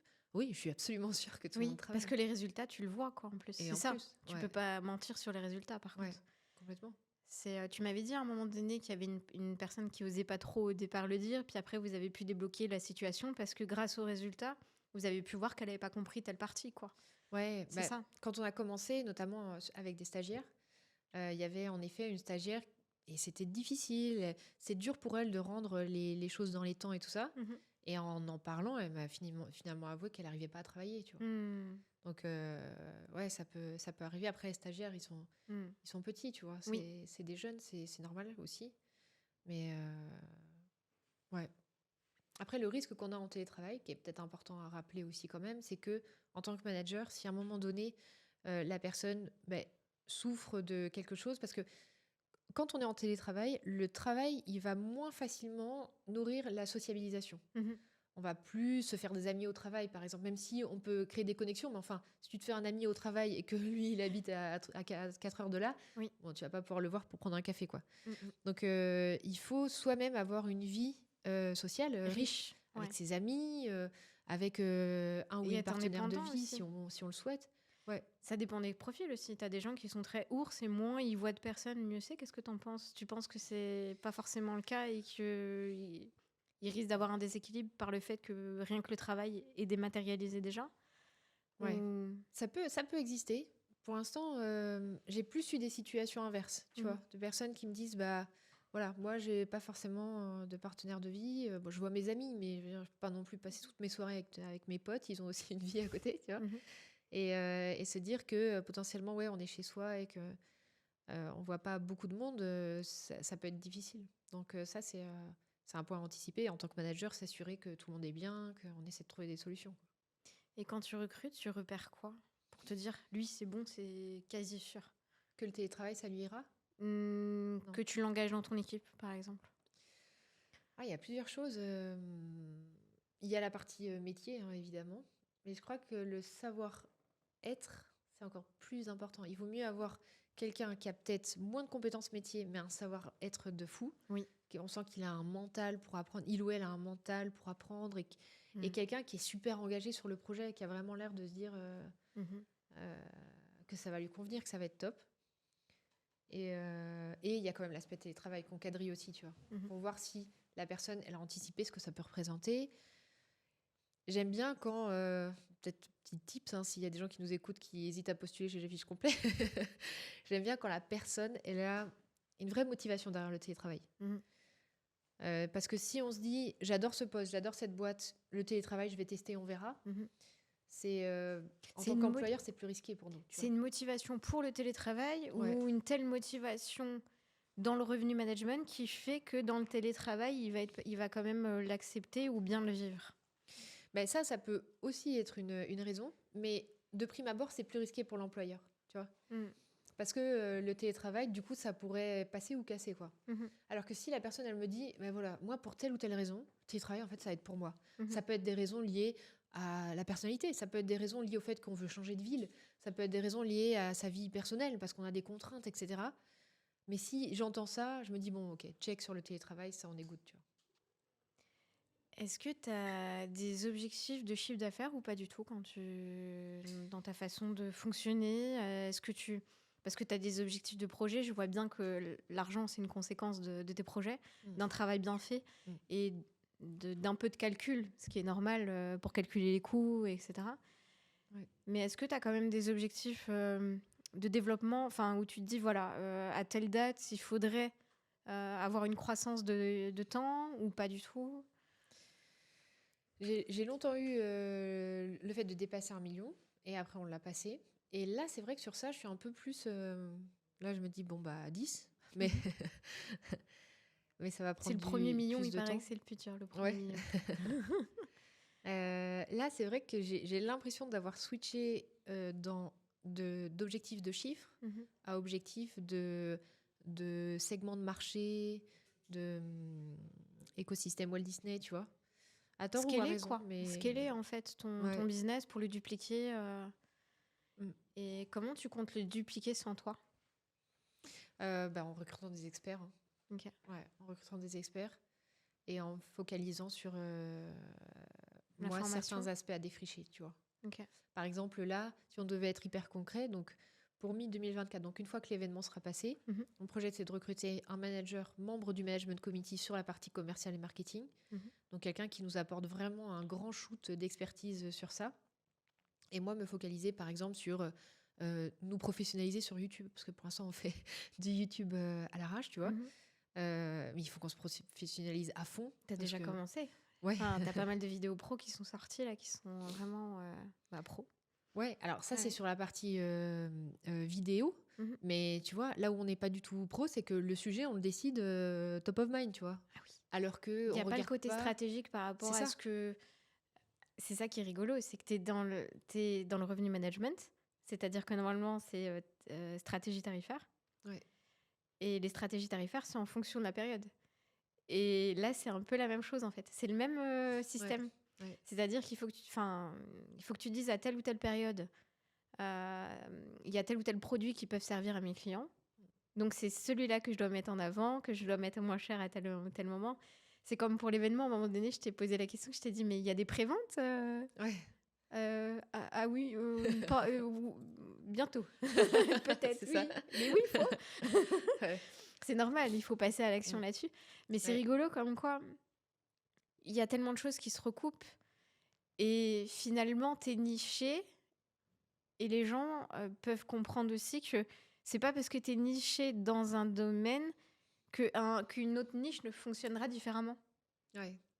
Parce que c'est la même chose, tu vois. Ouais. Là, c'est stratégie tarifaire, stratégie pour pouvoir vendre tel ou tel service Ouais. à tel ou tel moment, moins cher quand il y a plus de gens à ce moment-là. Enfin, c'est toute une stratégie, c'est exactement ce que vous faites en fait.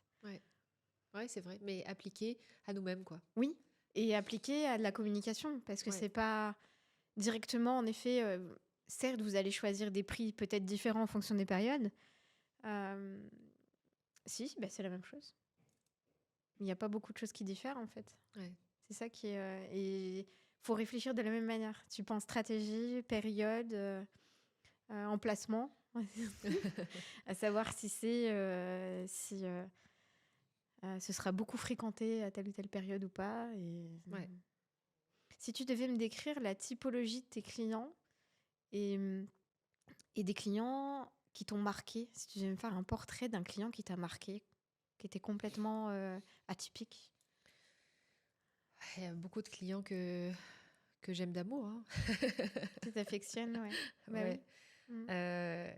Mm. Si je devais parler d'un seul, je parlerais d'Emmanuel Guingamp, Société Wouloc, Je vois, je vois. tu connais. Oui, je vois.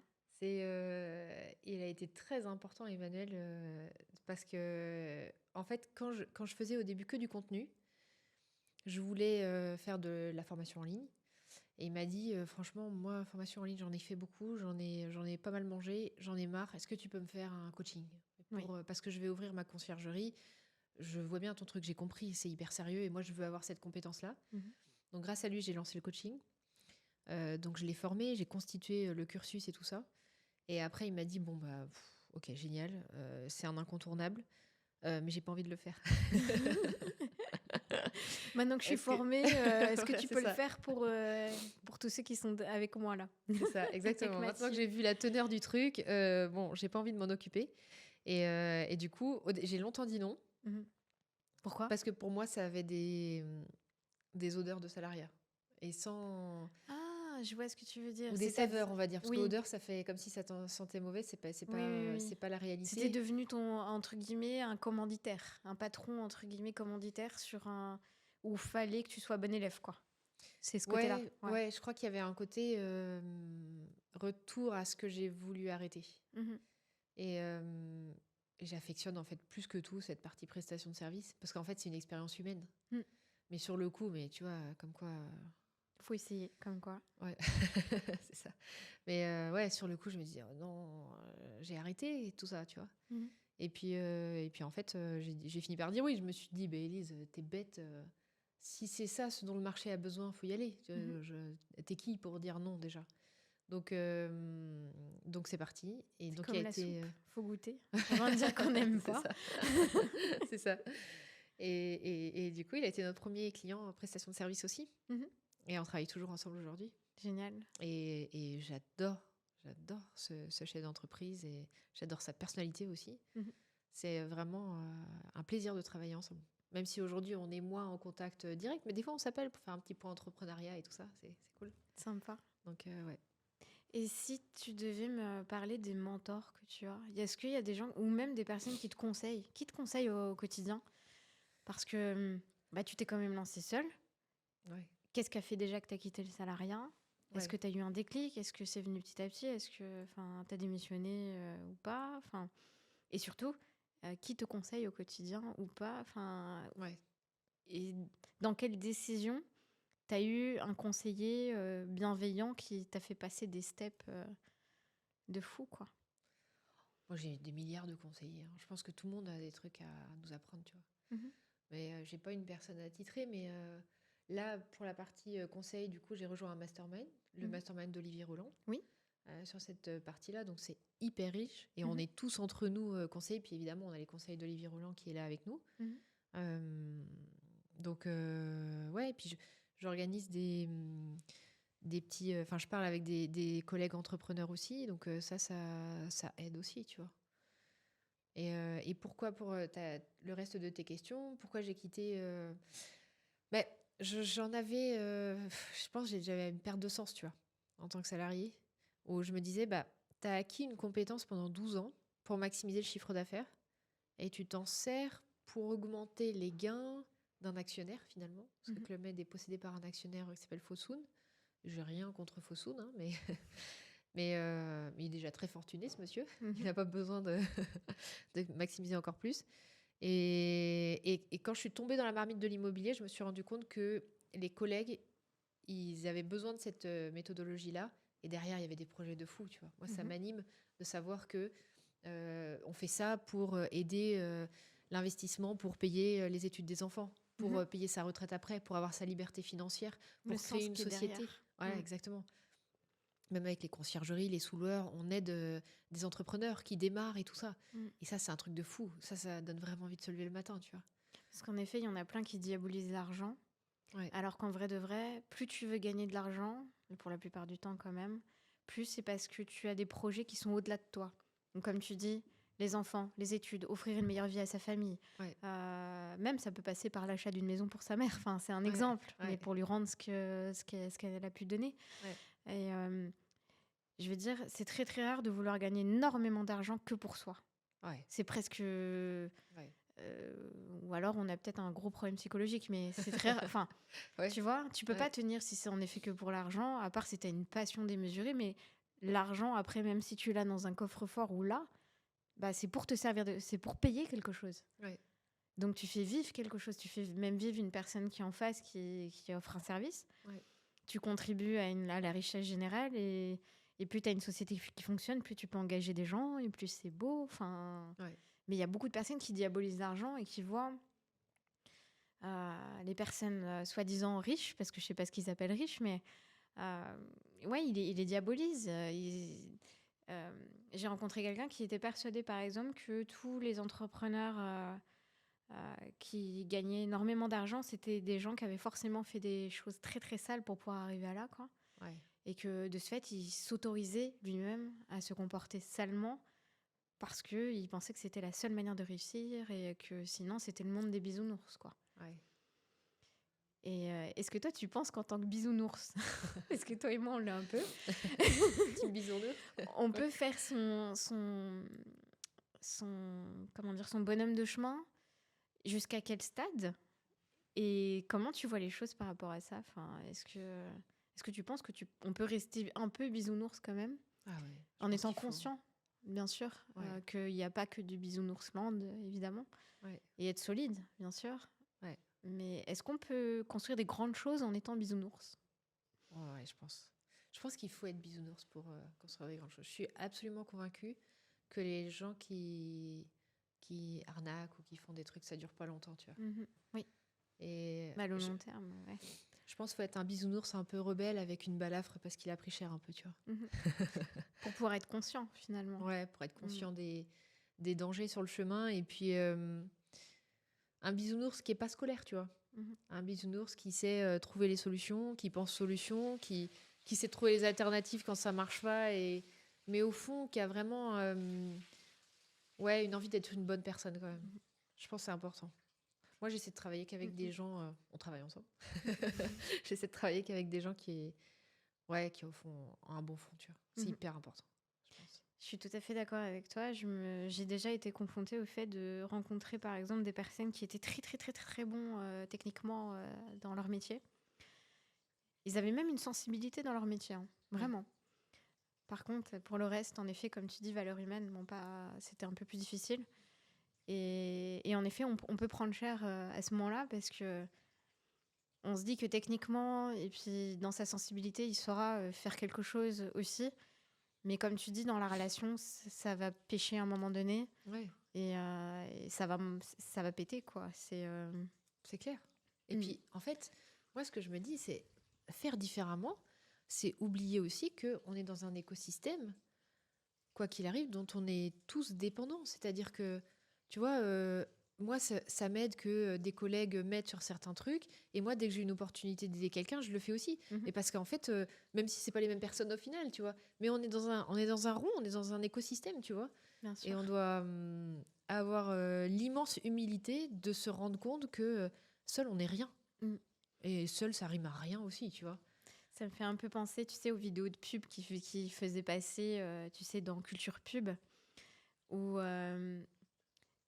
c'est une personne qui a été aidée par telle personne, qui après continue son chemin dans la journée Ouais. et qui va aider une autre personne Ouais. parce qu'elle elle a eu de la bienveillance avant et de la même chose. Et puis après, Ouais. ça continue et c'est une espèce de cercle Vertueux. vertueux. Ouais. Et à l'inverse, si c'est l'inverse, ça peut être l'inverse aussi parce qu'on ne sait pas ce que la personne elle a pu vivre dans la journée, quoi. Ouais.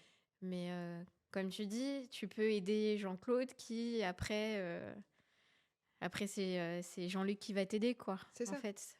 Ouais. Et parce qu'il aura été aidé par Sophie. Enfin, je te donne des prénoms qui me viennent, mais Complètement. mais oui.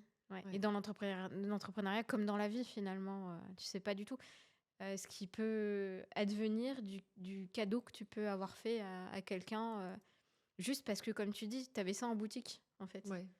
C'est même pas une question de donner pour obtenir quelque chose ou pour avoir réfléchi en se disant que la vie sera meilleure avec toi. Je pense qu'on n'est pas dans le spirituel par rapport à ça. Mais que c'est plus logique. J'ai ça, j'ai pas d'effort à le donner, Ouais, ou peu, et t'as besoin, bah vas-y, prends. C'est ouais, pas du vol, quoi, c'est du don. Enfin, ouais, ouais. Je vois un ouais, peu les complètement. choses de la même manière là-dessus. Mm. Donc tu m'as donné quelques noms en tant que personne qui a pu te conseiller. Est-ce que tu en as d'autres? Des mentors? Ou des gens Euh, qui, dans ton cursus, t'ont fait dire, tiens, j'ai envie d'être entrepreneur. Ah, alors, quand je réfléchis à être entrepreneur, il y a 2 personnes qui m'ont rassurée sur le fait qu'on pouvait, on va retomber sur les sujets de femmes, mais c'est Pauline Léniaud et Mathilde Lacombe. Je connais Pauline pas. Léniaud qui Ok. est... Alors, elle est fondatrice du podcast Le Gratin, mais qui s'appelle maintenant, je sais plus comment. Et Pauline Léniaud, elle a fondé la société Gemio, qui est une société de joaillerie un peu innovante et tout ça dans leur domaine. Ah oui, Et, j'ai vu en effet. Ah oui, elle est très ouais. très bonne dans ses podcasts. En effet, j'ai vu un podcast d'elle, je crois. Ouais, oui. Et Mathilde Lacombe, c'est elle qui avait fondé My Jolie Box, qui après a transformé le nom en, je sais plus, un autre nom de box. Mhm. Et elle avait écrit un livre qui s'appelle, je sais plus comment, que j'avais reçu à Noël d'ailleurs, je me souviens. Et c'était très inspirant pour moi de me dire, ok, cette nana-là, elle est maman, entrepreneur, elle réussit à le faire. Bon, allez. Parce que c'était une des craintes aussi. Mhm. Je me suis dit, bon, bah, ok, j'ai pas d'enfant. À un moment donné, j'aimerais bien que ça arrive quand même, quoi. Oui. Donc, comment je vais faire? Si je suis entrepreneur, ça va être l'enfer sur Terre. C'est peut-être impossible. Euh, Là, on est sur un truc de femme impératif, hein, parce qu'il faut avoir un utérus pour faire des enfants. Donc là, pour le coup, c'est... Là, c'est le vrai sujet. On n'est pas hors Là, sujet pour le coup, on est d'accord. c'est ça. C'est exactement ça. Mais la question se pose. Je me dis, je vais... D'ailleurs, c'est marrant, ça fait écho... Purée, c'est vraiment ma psychothérapie, mais ça fait écho à la gestion de l'événement où j'étais enceinte jusqu'au cou, tu Oui, vois. clairement. Et c'était mon inquiétude de me dire, est-ce que ça va me ralentir? Est-ce que ça va être un handicap? Est-ce que ça va être possible? Et est-ce que ça te porte au contraire aussi, Ouais, tu vois? ouais, Parce qu'il y a ça aussi, il y a toute une énergie où, comme tu dis, faire plus grand que soi. ouais, Des fois, tu peux te surpasser aussi parce que t'as un enfant. ouais, Et aussi parce que t'es enceinte, quoi. c'est vrai. Et donc, ouais, ces filles-là, c'est vrai que de les lire, de les suivre, ça m'a beaucoup aidé à me dire, allez, go. Mais tu vois, on revient au fait que ce qui m'a aidé, c'est pas de voir un cursus spécial pour les femmes, tu vois. Mm. Ce qui m'a aidé, c'est de voir Un des nanas modèle. qui faisaient des trucs. Ouais, Et c'est de me ça. dire, bon, bah, ok, Le fait d'agir. Ouais, c'est je ça. suis pas plus bête qu'une autre, je vais bien m'en sortir, tu vois. Mm, mm. Donc, de voir que c'est possible, ça donne envie d'y aller, tu vois. Et comment tu gères ton emploi du temps? Parce que, comme tu sais, je suis maman et je suis toujours partagée entre l'envie à la fois de travailler comme une gueudin, enfin, comme une Mm. dingue, et de terminer à 4 heures pour aller la chercher le plus tôt possible. Tu vois. Ouais, Je ouais, suis vraiment partagée entre ces deux choses-là. Et tout comme la culpabilité parfois aussi, parce que tiraillée entre l'envie de jouer avec elle et puis l'envie de développer des choses aussi pour elle. Parce que comme on disait, ça a du sens que d'être entrepreneur et de faire des choses aussi pour elle et pour lui payer des cours, tout simplement. ouais. Ça peut être des cours, des choses exceptionnelles, voilà. Comment tu gères ton emploi du temps? Est-ce que tu culpabilises des fois? Et comment tu le gères surtout? Et comment tu fais en sorte de ne pas être frustré, en fait, de devoir Ouais, couper parfois le travail, ou parfois de devoir couper ouais. avec les enfants, quoi. Bah, sur ça, j'ai pas de mérite, hein, parce que j'ai un mode de garde jusqu'à 19h. Donc ça veut dire que quand je récupère les enfants à 19h, en général, ils ont mangé, ils sont douchés, tu vois. Mhm, Donc ça veut dire que moi, je travaille ouais, de 8h, 8h30 à 19h. Et après, à 19h, on a un temps ensemble. mhm. Et là où, du coup, j'ai de la chance, c'est que, bon, des fois, ça arrive, ils sont pas douchés, pas... Et donc, on fait ça ensemble. Mais quand c'est fait, du coup, c'est que du temps de qualité, tu Oui, vois. c'est ça. Et Il après, à paraît que c'est le temps de 20h... qualité qui change tout. Ouais, c'est ça. Parce que tu as des personnes qui vont vouloir par culpabilité être avec les enfants, mais avoir la tête au travail. Ouais, Euh, je me souviens quand ma petite, elle était vraiment très très petite. Il y a des fois, je pensais au travail, je pouvais pas m'en empêcher. Je pensais au ouais. travail. Et c'est déjà arrivé qu'elle me balance un jouet dans la figure pour me dire oh là, je suis là. Je suis là. Ouais, Et depuis, voilà, dès que je passe du temps avec elle, c'est tout de suite, c'est focus sur elle et je force mon cerveau à pas penser à autre chose. ouais. pour le Je suis pas très plaisir forte, moi, de... sur ça. Je dois encore m'améliorer sur ça. Ouais. Ah ouais. Bah, c'est pas évident parce que tu te Ouais. dis, il y a ça à faire, ça à faire, ça à faire. Ouais. Et parfois, tu es au boulot et tu te dis, ah, il me manque, il me manque. Ouais, C'est. c'est vrai. Mm. Mais ouais, du coup, moi, j'ai pas, tu vois, de. Enfin, ça veut pas dire que je trouve que je fais parfait, absolument pas. Mais je pense que j'ai une situation confortable sur ça. Mhm. Avec un mode de garde jusqu'à 19h, ça m'aide beaucoup. Et donc, Tu t'es je donné les gère les moyens en enfants même temps. jusqu'à 20h, 20h30. Tu parles de pas de mérite, tu t'es donné les moyens. Tu vois, quand je dis payer des cours, bah, c'est pareil. Payer quelqu'un de qualité qui effectivement soit là aussi. Enfin, Mm. c'est se donner les moyens, ça. C'est pas. Oui, peut-être. Tu me fais penser à une entrepreneur que j'ai accompagnée qui me faisait vraiment marrer. À chaque fois, elle faisait des trucs de dingue, de dingue. T'es pareil. Et après, quand quelqu'un venait lui dire « Waouh, t'as fait ça, comment t'as fait, etc. » Mais c'est rien du tout. Mais c'est rien du tout, arrêtez, c'est rien du tout. Et tout ce qu'elle pouvait mettre en place, c'était rien du tout. Ouais, moi j'ai une vraie philosophie par rapport à ça, hein. Pour moi, Mhm. c'est un danger, en fait. Et autant je sais que les personnes qui disent ça sont extrêmement bien intentionnées, Mhm.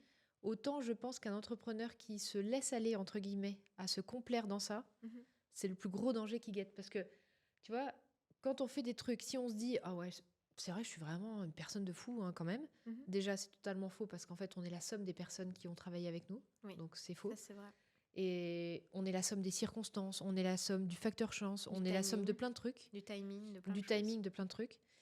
Et en plus, accepter de se dire qu'on est vraiment quelqu'un d'incroyable parce qu'on a fait ci ou ça, qu'est-ce que ça veut dire? Ça veut dire que le jour où ça foire, on est devenu une merde? Mhm. Non. Ouais, c'est associer Tu des vois? choses extérieures à sa propre valeur. Voilà. Alors que pas du tout. Alors que pas du tout. Mhm. C'est-à-dire, autant je trouve pas que je sois particulièrement une personne époustouflante parce qu'on a fait ci ou ça, mais autant, si un jour, je touche du bois, c'est pas du tout ce dont j'ai envie, mais si un jour on devait avoir une liquidation chez J'affiche complet, je ne serais pas particulièrement devenue une merde non plus pour autant, tu vois. Mhm.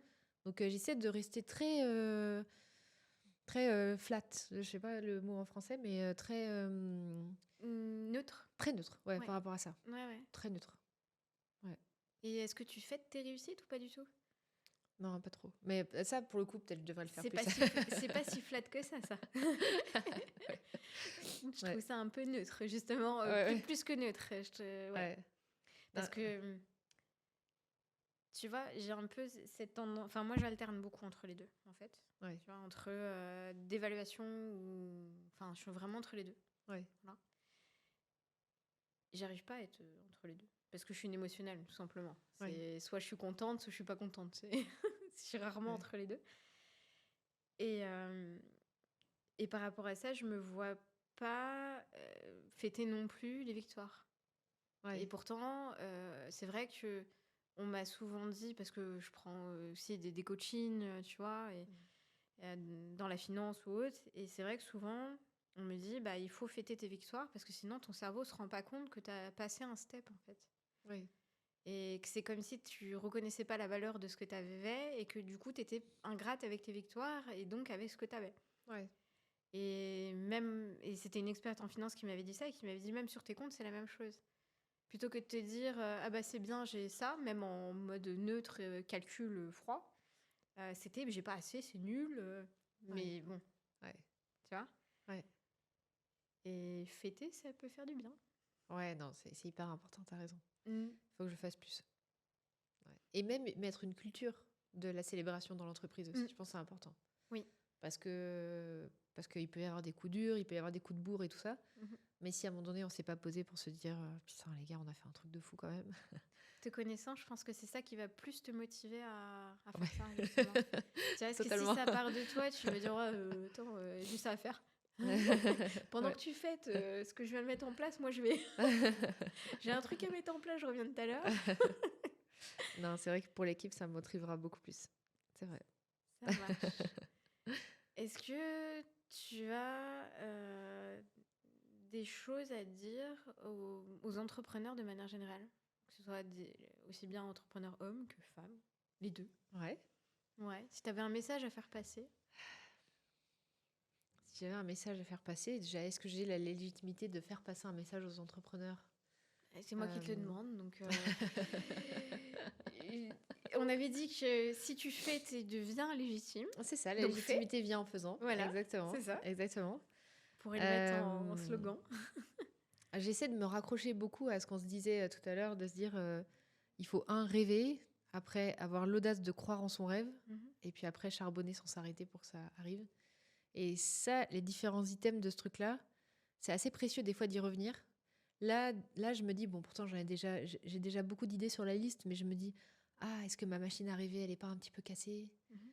Et il faut que peut-être je me pose, que je me ressource pour renourrir l'imaginaire et imaginer ce que pourrait être ce qui n'existe pas encore, tu vois, dans notre domaine. Puis après, continuer le processus, tu vois. Donc ça, je pense que c'est pas avoir l'audace d'y croire aussi. Quand on rêve d'un truc, On dit souvent qu'il faut se connecter à son rêve d'enfant, ou plutôt une manière de fonctionner d'enfant. ouais, Parce que souvent, quand tu penses à tel ou tel rêve, tu vas penser ton côté cérébral mm, qui va calculer les risques, parce que tu vas sortir de ta zone de confort. ouais, Elle va te freiner en disant ouais mais ça c'est pas possible, oui c'est ça, c'est de trop gros montants, et puis ça non, ça c'est pas possible, ça etc etc quoi. ouais, Et donc c'est comme ça que tu te freines vite dans tes rêves et que du coup t'as même plus envie de le mettre en place parce que le gain est pas assez important. ouais, Et c'est pour ça qu'il y en a plein, ils procrastinent aussi. Et ils ont du mal parce que c'est pas que l'objectif qu'ils ont fixé n'est pas le bon, c'est qu'il n'est pas assez grand pour pouvoir les porter, quoi. ouais. Mm. C'est un peu ça. Où est-ce qu'on peut te retrouver? Si on veut te contacter, si on veut venir à ton événement, comment on fait? Alors, si on veut venir à l'événement, rdvlocationsaisonnière.com Mhm. pour prendre son billet, qui va avoir lieu le 31 mai. Et on a un dîner pour les profils plus avancés le soir du 30 mai, la veille. Mhm. Pour m'écrire LinkedIn, Élise Ripoche.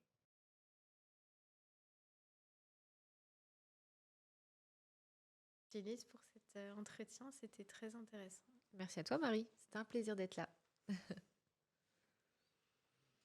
C'était trop cool. Ouais, c'était cool. Ouais, c'était cool.